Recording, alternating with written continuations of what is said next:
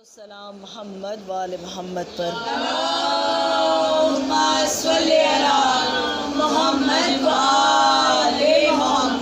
وعجل فرجہم کنیزان سیدہ، عزاداران سید الشہداء، الحمدللہ کہ مسلسل یہ نویں شب ہے کہ جب ہمیں دونوں جہاں کی سب سے عظیم عبادت انجام دینے کا موقع ملا ہے، اور یہ سعادت مندی ہم غریبوں کو، حقیروں کو، گناہ گاروں کو زہرا کے لال کی آمد کی برکت سے ملی ہے۔ بس ایک شب اور ہے اور یہ غریب مہمان ہمارا ہم سے وداع لے گا۔ عزیزان گرامی، یہ رونے کے دن ہیں، رلانے کے دن ہیں، خود کو پرسہ دینے کے لیے آمادہ کرنے کے دن ہیں، اور آج جو گزشتہ 8 شبوں سے ایک مقدمہ حسب حیثیت میں نے کھولنے کی کوشش کی ہے کہ جس کا عنوان معرفت امام ہے، اور جو اس آیہ مبارکہ کے ذیل میں اب تک آپ کے سامنے پیش کر پائی ہوں، آج اس مقدمے کا ایک اہم باب ہے جو آپ کے سامنے مجھے پیش کرنا ہے، کہ جو کھلی ہوئی صفات ہے امام کی۔ چونکہ ہم معرفت حاصل کرنے کی بات کر رہے ہیں، لہٰذا ہم نے علم پر کچھ گفتگو کی، ہم نے عصمت و طہارت پر کچھ گفتگو کی، ہم نے سخاوت کو ایک زاویے سے دیکھا، ہم نے شجاعت کا ذکر کیا۔ آج جس صفت کی بات میں آپ کے سامنے کرنا چاہتی ہوں وہ ہے صفت صبر، کہ یہ ایک ایسی شے ہے کہ جو اصلاً ہر عبادت کی روح ہے۔ اگر آپ دیکھیں، پروردگار قرآن مجید میں کہتا ہے ان اللہ مع الصابرین۔ ہم ہر کسی سے یہ کہتے ہوتے ہیں، یہ ایک ایسی آیہ مبارکہ کا حصہ ہے کہ جو الحمدللہ سب کو یاد ہے، لیکن اس پر عمل ہم شاید نہیں کرتے، اس لیے کہ آج کی جو دنیا ہے، ہماری جو زندگی ہے، ہماری جو کیفیت ہے، صبر کا جو ہمارا فیوز ہے وہ بہت شارٹ ہے، صبر کی ہماری جو صلاحیت ہے وہ بہت کم ہے۔ لیکن اللہ کہتا ہے ان اللہ مع صابرین۔ پروردگار یہ نہیں کہتا کہ میں سجدہ کرنے والوں کے ساتھ ہوں، میں نمازیں قائم کرنے والوں کے ساتھ ہوں، میں روزہ رکھنے والوں کے ساتھ ہوں، میں صدقہ اور زکوٰۃ دینے والوں کے ساتھ ہوں، میں حج انجام دینے والوں کے ساتھ ہوں، حتیٰ یہ کہ یہ بھی نہیں کہتا کہ میں جہاد کرنے والوں کے ساتھ ہوں۔ وہ سب کچھ اپنی جگہ پر ہے، اللہ کی رضا حاصل ہے ان سب کاموں کے لیے، لیکن پروردگار اعلان کر رہا ہے کہ ہم اگر کسی کا ساتھ دیتے ہیں تبھی دیتے ہیں کہ جب وہ صبر کرے، جب وہ صبر کرے۔ پروردگار کہتا ہے بسم اللہ الرحمن الرحیم والعصر ان الانسان لفی خسر ان الذین آمنوا وعملوا الصالحات وتواصوا بالحق وتواصوا بالصبر۔ کیسا صبر کرے؟ کہ حق کی پیروی میں جب کوئی مشکل سامنے آئے تو وہ اس پر صبر کرے اور اللہ کے کیے فیصلوں پر سوالیہ نشان نہ لگائے۔ اللہ نے جس مصیبت میں مبتلا کیا ہے، ایک ہی حربہ ہے صابر کے پاس، اور وہ ہے دعا، کہ پروردگار چاہتا ہے کہ جب وہ ہمیں کسی مشکل میں رکھے تو ہم صبر کریں۔ عزیزان گرامی، آج جو یہ اتنی بڑی مشکل ہمارے سامنے کھڑی ہے کہ یہ وبا کا موسم ہے اور اس میں عزاداری کو ہمیں انجام دینا ہے، یہ خود اپنے آپ میں ایک ایسا چیلنج ہے کہ جس کے بارے میں کبھی کسی نے سوچا ہی نہیں تھا کہ ایک ایسا بھی دور آئے گا کہ جب امام بارگاہ خالی ہوں گے، جب ہم زیارتوں کو نہیں جا سکیں گے، جب ہم وہ ساری چیزیں کر نہیں سکیں گے کہ جسے ہمیں سال بھر کا روحانی رزق ملتا ہے۔ تو عزیزان گرامی، کل تک جو بھیڑ نظر آتی تھی آج امام بارگاہوں میں وہ نہیں نظر آتی، لیکن یہ امتحان ہے کہ جس میں اللہ نے اگر ہمیں مبتلا کیا ہے تو ہمیں سر کو جھکا کر صبر کرنا ہے، اور اس کے ساتھ ساتھ مثبت طریقے سے دعائیں مانگنی ہے کہ پروردگارہ تو نے اس مشکل میں ڈالا ہے، تو ہی مدد کرے گا۔ تو عزیزان گرامی، یہ سمجھ میں آ گیا کہ صبر ایک ایسی چیز ہے کہ جس کا دامن اگر ہاتھ سے چھوٹ جائے تو اللہ پھر اس طرح سے مدد نہیں کرتا، کیونکہ اللہ کہہ رہا ہے ان اللہ مع الصابرین۔ جو کچھ تم میری خوشنودی حاصل کرنے کے لیے کرتے ہو، اگر اس میں صبر نہیں ہے، اگر اس میں صبر نہیں ہے تو میں اسے اپنے نزدیک قابل قبول نہیں جانتا۔ عزیزان گرامی، صبر ایک ایسی چیز ہے کہ جس نے ایک عظیم نبی کو نبوت، رسالت، خلت کے بعد امامت کا عہدہ دلا دیا۔ میں نے آپ کے سامنے گزشتہ شبوں میں جو کچھ عرض کیا، ہم نے یہی دیکھا کہ امامت ایک ایسا عہدہ ہے، امامت ایک ایسا انسٹیٹیوشن ہے کہ جس پر نجات کا فیصلہ ہونا ہے۔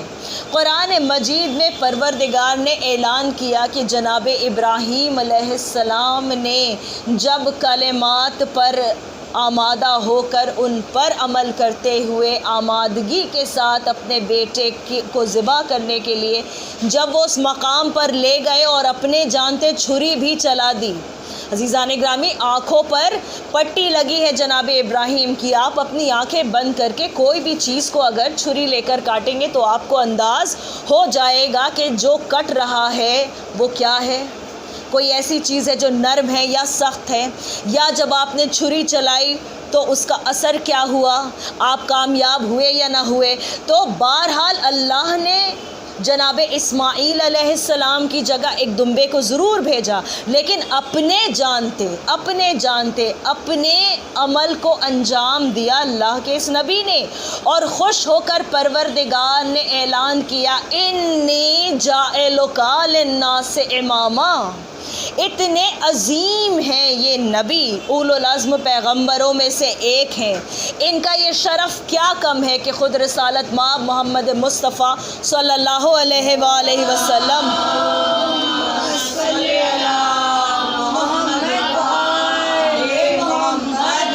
ان کی نسل سے آئے ہیں، خود مولائے کائنات ان کی نسل سے ہیں۔ تو عزیزان گرامی، کتنا بڑا شرف ہے کہ کعبے کی تعمیر کی ہے، کتنا بڑا شرف ہے کہ ان کے دو بیٹے نبی ہیں، جناب اسماعیل بھی نبی ہیں اور جناب اسحاق بھی نبی ہیں، جو دو نبیوں کے پدر بزرگوار ہیں۔ اتنے عظیم ہیں کہ جب مسلمان صلوات بھیجتے ہیں تو آل ابراہیم کا ذکر کرتے ہیں، ایسا ہے یا نہیں ہے؟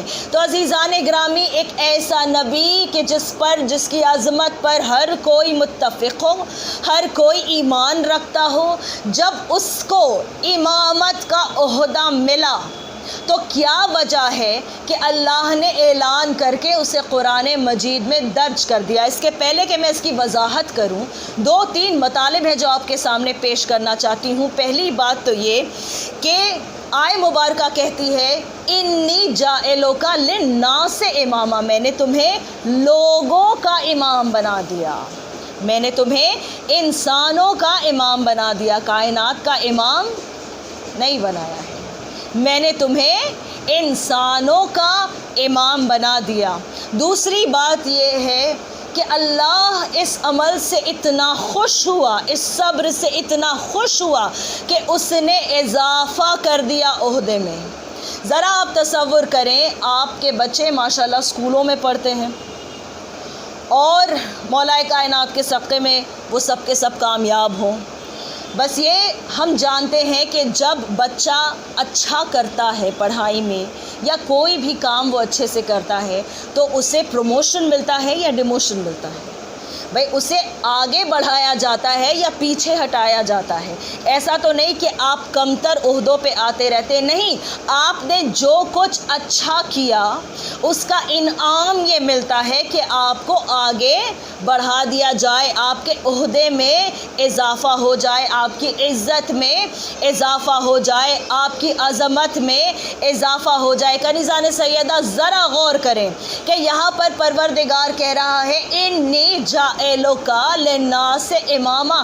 امامت کے انسٹیٹیوشن کی اہمیت نہ سمجھنے والے اگر مولائے کائنات کے لیے بغض اپنے دل میں ہے تو کم از کم ان درودوں کی تو لاج رکھ لو کہ جس میں تم آل ابراہیم کا ذکر کرتے ہو، اور جا کر دیکھو قرآن مجید کی تفاسیر میں کہ کہاں پر پروردگار نے کیا ادا کیا کہ سب سے عزیز جو چیز تھی کہ بڑھاپے میں اتنے سالوں کی دعاؤں کے بعد after after decades of begging اللہ نے ایک بیٹا عنایت کیا، اور اس کے بعد خواب میں بارہا جناب ابراہیم نے دیکھا کہ چھری ہے اور اسماعیل کا گلا ہے۔ عزیزان گرامی، اس پر عمل کرتے ہوئے دونوں نبی ہیں، دونوں معصوم ہیں، اس مقام پر پہنچے۔ بیٹے نے کہا میرے ہاتھ پیر کو باندھ دیجئے کہ میں تڑپ کر آپ کی تکلیف میں اضافہ نہ کروں، انشاءاللہ آپ مجھے صابرین میں سے پائیں گے، انشاءاللہ آپ مجھے صابرین میں سے پائیں گے۔ جناب ابراہیم نے اپنی آنکھوں پر پٹی باندھ لی اور پھر ایک مرتبہ ذبیحے کے ارادے سے چھری کو چلایا۔ پروردگار خوش ہو گیا کہ میرا نبی آمادہ ہے، میں خوش ہوں اس سے، لہٰذا اب میں اس کے عہدے میں اضافہ کروں گا۔ یہ اب تک رسالت کے عہدے پر تھا، اب میں اسے امامت کا عہدہ دوں گا۔ یہ مکمل کائنات کی امامت بھی نہیں ہے، انی جاعلو کا للناس امامہ۔ تو سمجھ میں آ گیا کہ جب کوئی اپنی سب سے عزیز چیز کی قربانی دینے کے قابل ہو جائے تو پروردگار اسے امامت پہ فائز کرتا ہے۔ ایک درود پڑھیں مل کر۔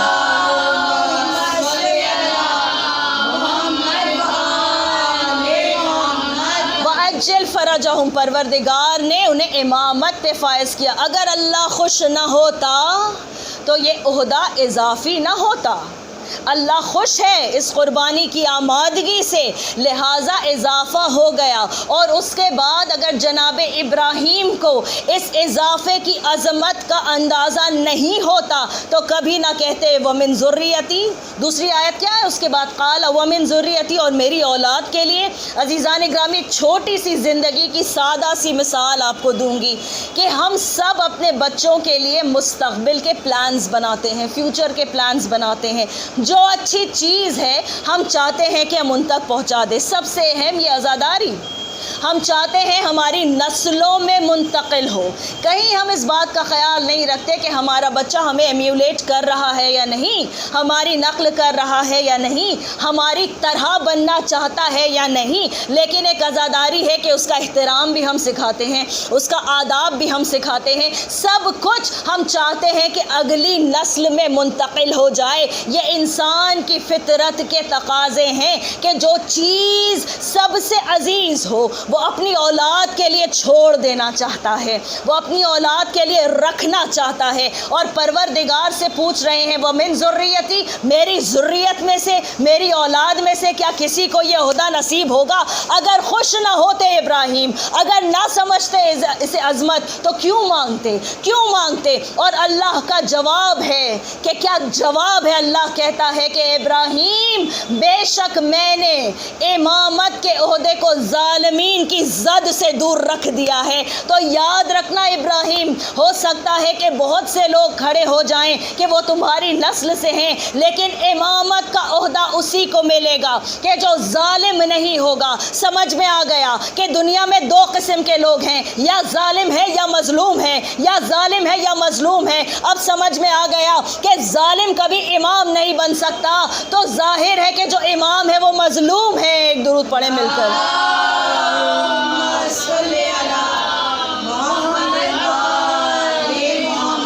وہ عدل کرنا چاہتا ہے، دنیا اس کے ساتھ زیادتی کرتی ہے۔ وہ اصلاح کرنا چاہتا ہے، دنیا اس کے ساتھ زیادتی کرتی ہے۔ وہ اپنے خون کی قربانی دیتا ہے، دنیا اس کے ساتھ زیادتی کرتی ہے۔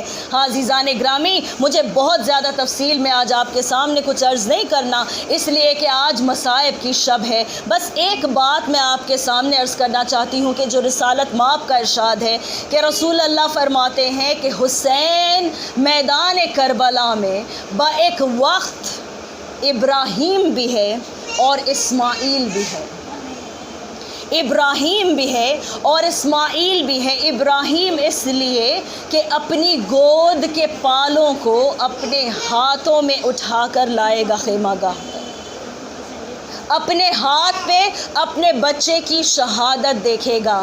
اور اسماعیل اس لیے ہے کہ میری جانب سے، کیونکہ میں فخر ابراہیم ہوں، میری جانب سے میرا یہ بیٹا اپنی جان قربان کرے گا۔ عزیزان گرامی، جو وقت جناب ابراہیم اور اسماعیل پر پڑا وہ اسلام کا بچپن تھا، لیکن اب جب اسلام شباب پر پہنچا ہے، اب جب اسلام بلوغ پر پہنچا ہے، اب جب یہ دین مکمل ہے، اب جب اسے پہنچانے کی نہیں اسے بچانے کی ضرورت ہے، تو عزیزان گرامی اب کوئی دنبا نہیں آئے گا۔ پروردگار نے اسی لیے کہا تھا کہ ابراہیم غم زدہ نہ ہونا، ہم نے تمہاری اس قربانی کو ایک ذبیحہ عظیم سے بدل دیا۔ عزیزان گرامی یہ کہاں کی عقل ہے کہ جو لوگ یہ کہتے ہیں کہ ذبیحہ عظیم وہ دمبا ہے؟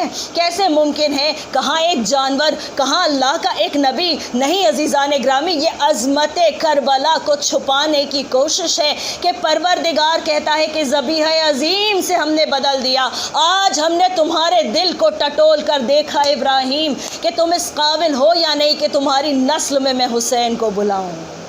میں یہ دیکھنا چاہتا ہوں کہ تمہارے اندر قربانی کی آمادگی ہے یا نہیں، اور جب میں نے یہ دیکھ لیا تو میں نے ایک اضافہ کیا تمہارے عہدوں میں، تمہاری عزت بڑھ گئی، تمہاری عظمت بڑھ گئی، تم لوگوں کے امام بن گئے۔ اے ابراہیم بس ہم نے تمہارا یہ تحفہ قبول کیا، کربلا کے میدان میں یہ قربانی مکمل ہوگی۔ رسالت مآب کہتے ہیں کہ وہ اسماعیل ہے کیونکہ وہ میری جانب سے ذبح ہو رہا ہے، وہ اپنا سر میری خاطر دے رہا ہے۔ عزیزان گرامی اس سے زیادہ واضح اور کیا بات ہو سکتی ہے؟ اس سے زیادہ وضاحت کی اور کیا ضرورت ہے کہ امامت کتنی بڑی نعمت ہے، اگر امام نہ ہوتا تو اسلام نہ ہوتا۔ عزیزان گرامی اور ایک بات آپ کے سامنے میں پیش کرتی چلوں، کہ یہ جو شب عاشور ہے نا، شب خون ہونے کا اندیشہ تھا، شاید عاشور کے دن یہ غزوہ نہیں ہوتا اور 9 تاریخ کو یہ ہو جاتا، لیکن میرے مولا نے ایک رات کی مہلت مانگی اور ایک رات کی مہلت دی۔ میرا مولا جانتا تھا کہ ابھی حر کو آنا ہے، میرا مولا جانتا تھا کہ ایک ہدایت کا موقع میں اور دوں، میں حجت اللہ ہوں، میں حجت کو تمام کر دوں، اور میرے مولا نے ایک رات کی مہلت اور کیوں لی؟ تاکہ جناب علی اصغر کا سن 6 مہینے کا مکمل ہو جائے۔ عزیزان گرامی جا کر پوچھیں کوئی بھی مسلک ہو اسلام کا نا، جب اللہ کی راہ میں ہم کوئی جانور بھی ذبح کرتے ہیں تو اس کی عمر کم از کم 6 مہینے کی ہونی چاہیے۔ اللہ رے صبر حسین، اللہ رے صبر حسین۔ وہاں جب چھری چلنے والی تھی نا، جب چھری چلنے والی تھی تو ابراہیم اور اسماعیل نے صبر کیا تھا۔ یہاں یہ حسین ہے کہ اپنی گود کے پالوں کو جب تیر سے نہر کروا کے لاتے ہیں تو بھی شکر ہے خدا کا، جب اپنا سر تہے تیغ ہے تو بھی شکر ہے خدا کا۔ بس یہی وجہ ہے عزیزان گرامی کہ کمال کو پہنچی ہے یہ قربانی کی آمادگی۔ آپ کی صدائیں بلند ہو گئی نا، مجلس سے عزا کامیاب ہو گئی۔ مجھے زیادہ کچھ بولنے کی ضرورت نہیں ہے، اس لیے کہ خواتین بیٹھی ہیں میرے سامنے، ماشاءاللہ مائیں ہیں میرے سامنے، خدا آپ کی گودیوں کو آباد رکھے۔ بس اپنی گودیوں میں جو بچے ہیں انہیں ایک مرتبہ دیکھنا، اور میرے پیچھے یہ جو جھولا تمہیں نظر آ رہا ہے بیویوں، ایک مرتبہ اسے دیکھ لینا۔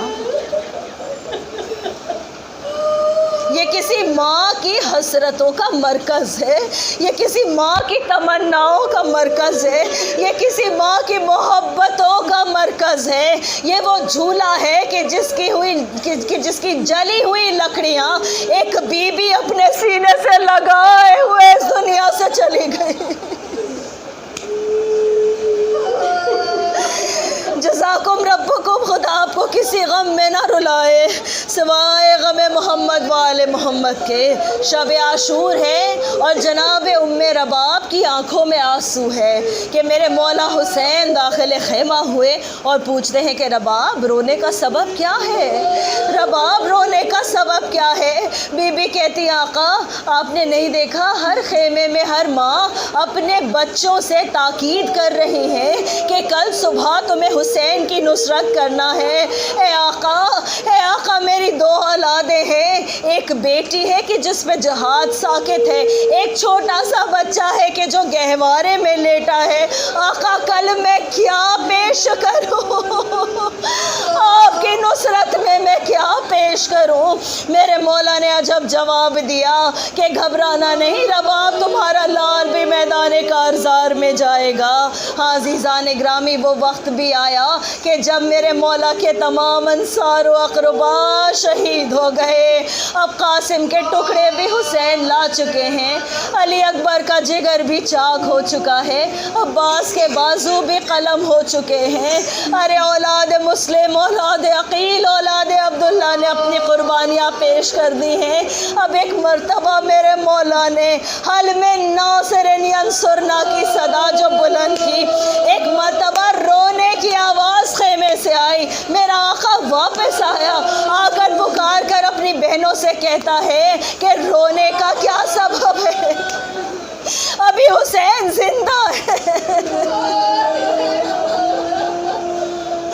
ارے فضا کہتی ہے آقا جیسے ہی آپ کے حلمن کی صدا سنی، شہزادے نے ہمک کر خود کو گہوارے سے گرا دیا ہے۔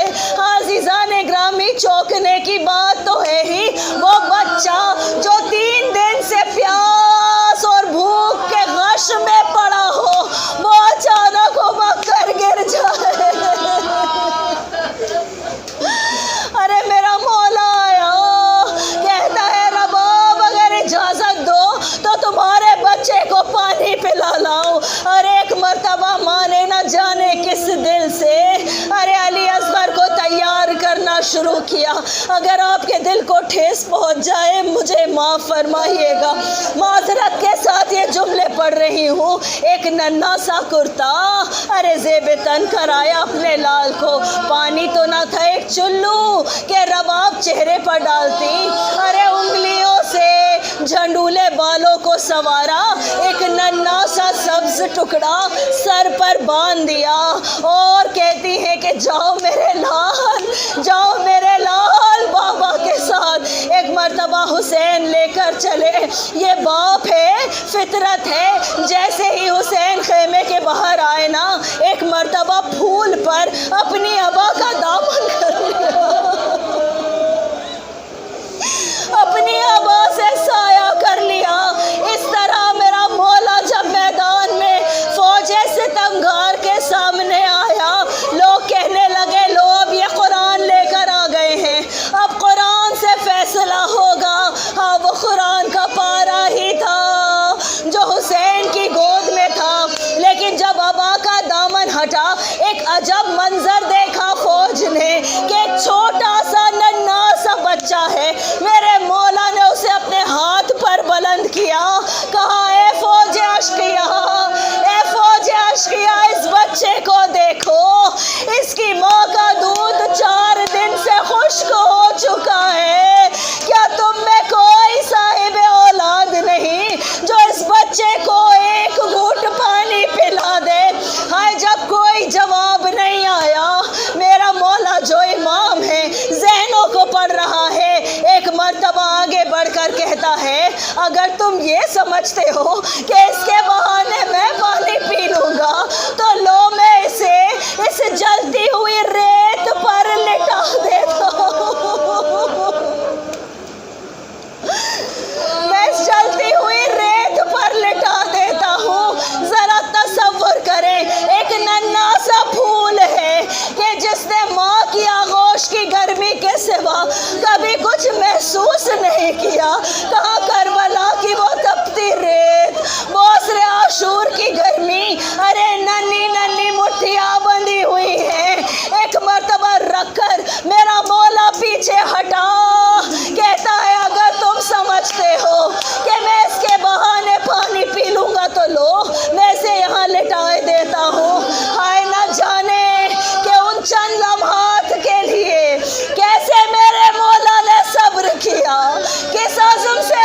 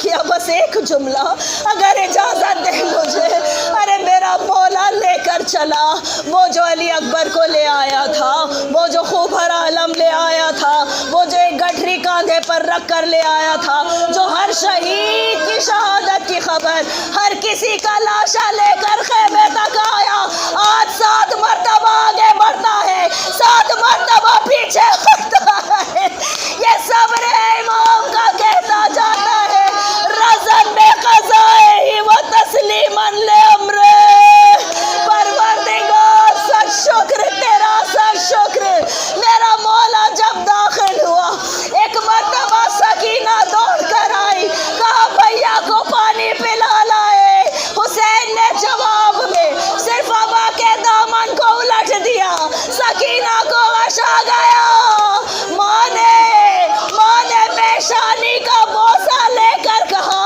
اے میرے لال علی اصغر، کیا تیرے جیسے پھول بھی ایسی بے دردی سے نہر کیے جاتے ہیں؟